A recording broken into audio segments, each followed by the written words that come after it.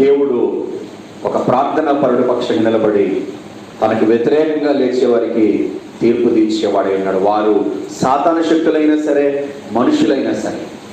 ఒక ప్రార్థనా పరుడికి వ్యతిరేకంగా లేచినప్పుడు సాతాను శక్తులు లేచినా, మనుషులు లేచినా, పరిస్థితులు లేచినా దేవుడు చూస్తూ ఊరుకోడు, తప్పకుండా తీర్పు తీర్చేవాడై ఉంటాడు. అయితే ఒక సమయం ఉంటుంది. నిన్న మామగానే తీర్పు తీర్చాడు దేవుడు.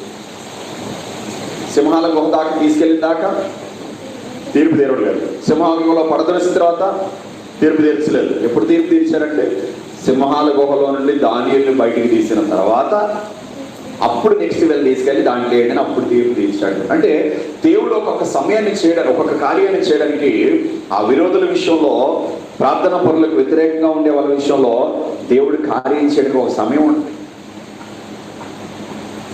అట్లని చెప్పేసి మనం ఎవరిని కూడా దేవుడు చంపాలని కోరుకోకూడదు.